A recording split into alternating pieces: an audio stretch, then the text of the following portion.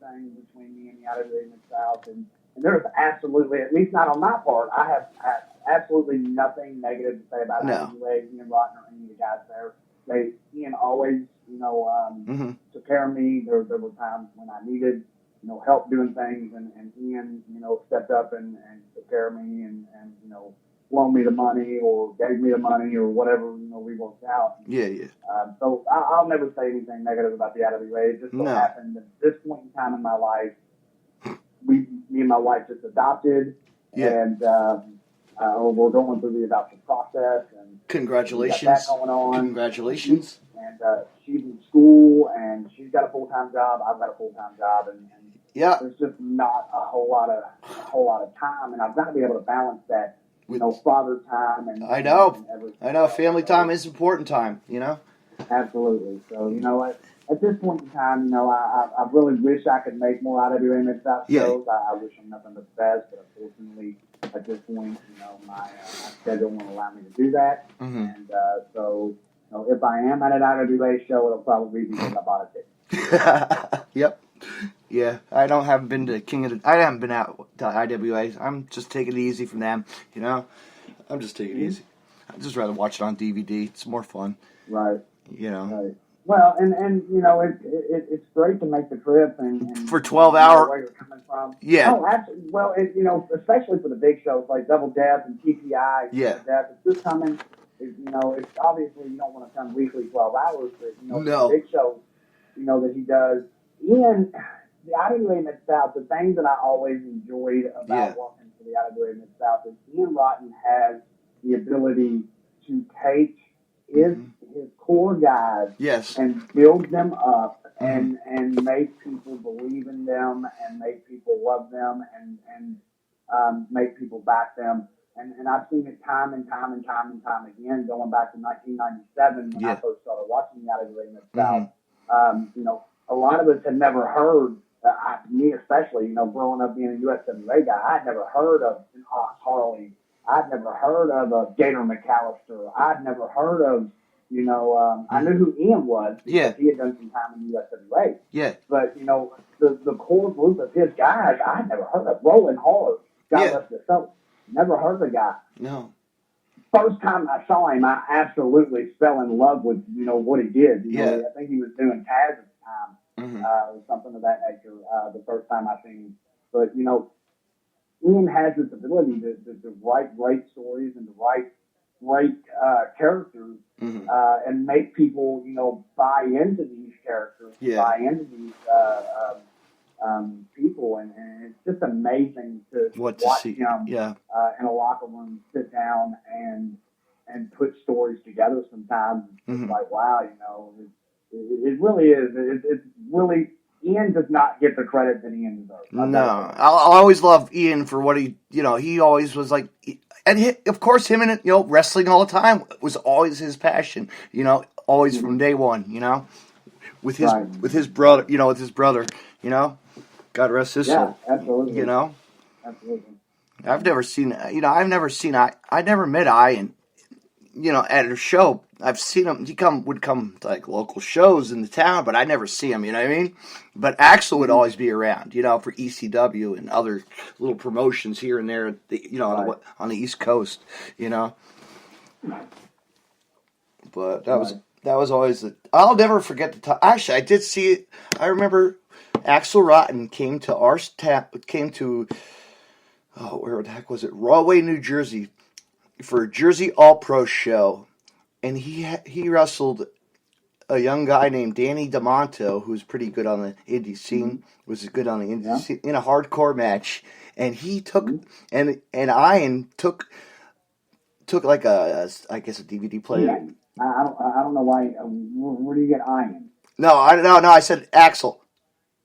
Oh, Axel, okay. I thought you kept saying Ian. No, yeah. No, so he, they had a show, and he took a DVD player to his head, and he's like, holy shit, ouch, crazy. Yeah. And that was New Jack. I remember the first time I saw a hardcore match. It was for IWA Mid-South, and coincidentally enough, 15 years ago was where I met my wife at an IWA show. That's why we got married there. Here you go.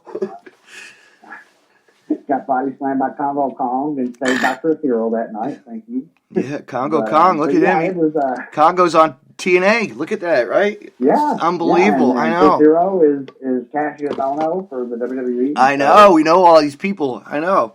It's amazing the things that I've got. And you know, that's the great thing about being a referee is, you know, the array of people that I've gotten to work with throughout the years. And a lot of it, I've got to be honest with you, man, it's just been me being in the right place at the right time around the right people. Yeah, look at that. Like G. Strictly by accident. I know. I told you that there was absolutely no way that Ted DiBiase offered me a job because of my skill. He didn't know whether or not I was any good at what I did. Yeah. He just gave me an opportunity, you know, and I took it and I ran with it. Gorgeous George South used me from time to time as a result of that. And I got to work with some of the, you know, biggest names in the industry while they were still on top. And you know, that was just an amazing thing for me. You know what? You know who we are proud of that's a referee for the WWE? Drake Younger, the one and only. Drake Younger, absolutely. Cut from the same cloth.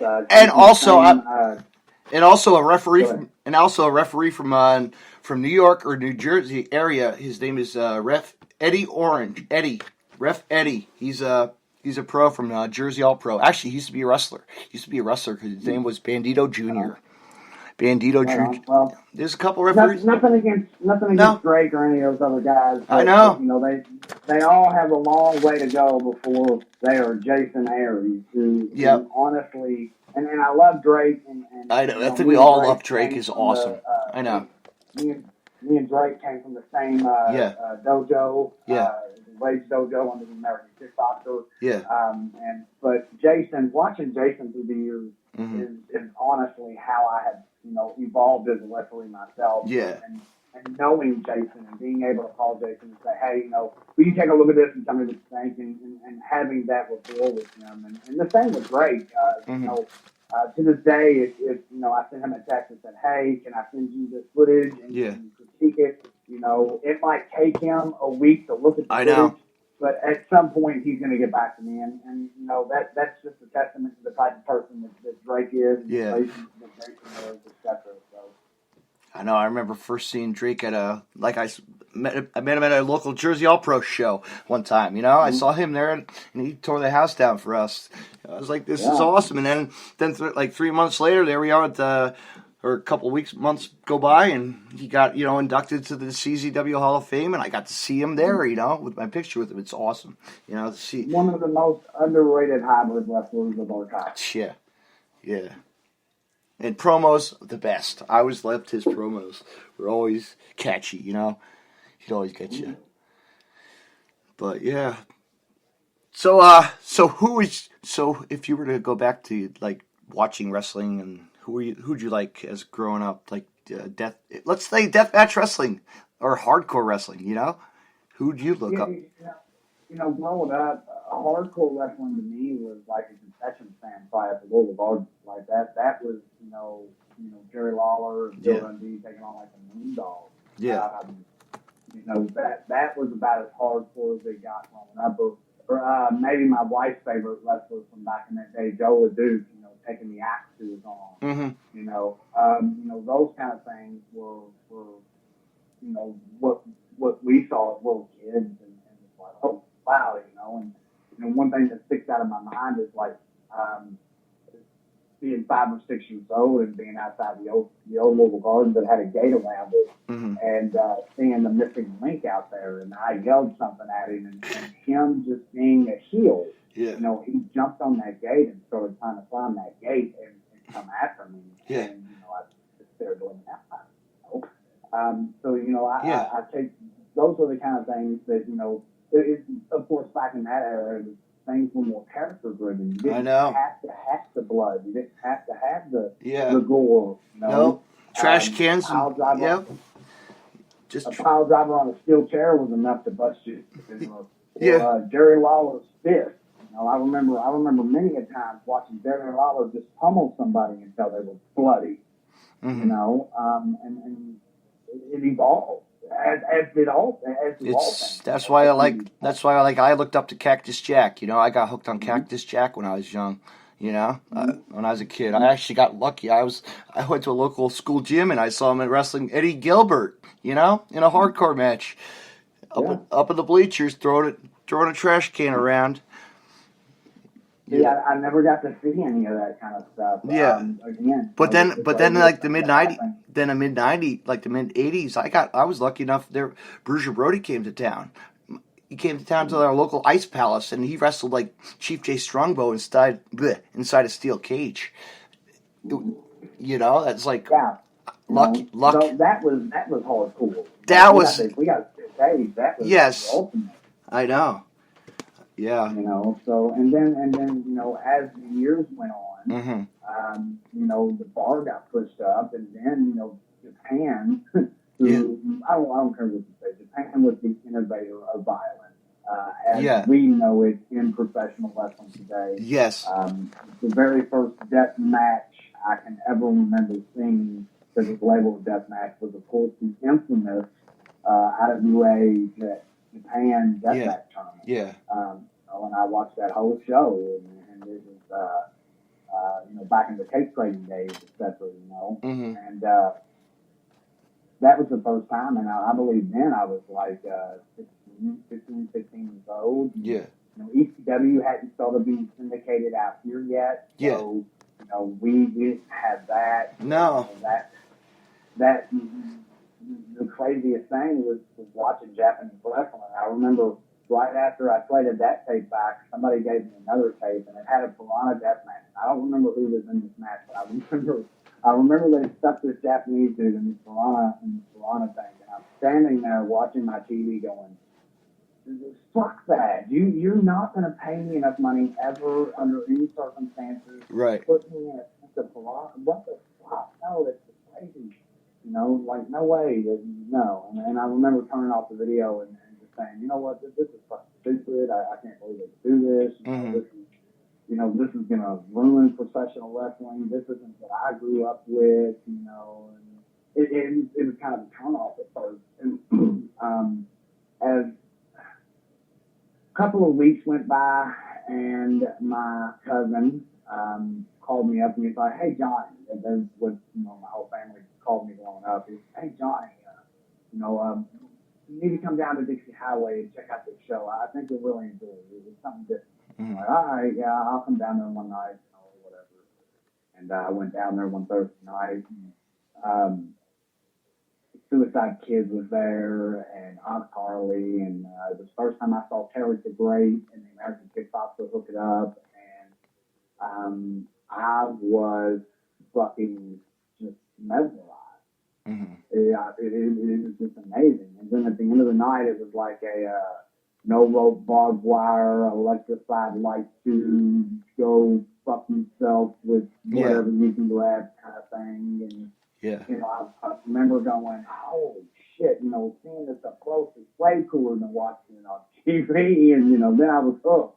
So it was like seeing it up close had a different effect on me than seeing it on the video. Like I watched the IWA Japan thing and I thought that was okay, and then I saw the Toronto thing and I was like, that's just way too extreme. I'm not having, that's crazy, whatever. Mm-hmm. And then seeing it up close, I was like, oh. And still today there are things that I see and legitimately you'll see me in the ring, I'm just cringing and believe me, that's not that's because I can't believe people are crazy enough to put themselves through that kind of stuff. Yeah. It's just amazing. I'll tell you what. I like a story. Here's a story for you. I always tell all the wrestlers, I tell everybody all the time. When I was 18 years old, I worked in a dollar store. And this guy comes in. I don't know who he was. A big old guy, rough guy. And he said, hey, that guy's a wrestler from TV. I didn't know who it was. It was Balls Mahoney. I was like, can I get your autograph? Yeah, man, no problem, I was like, wow. This is cool. And then next door was a shop for like big guys, like big and tall they called it. And my buddy ran that store, and Public Enemy would come in and get their clothing.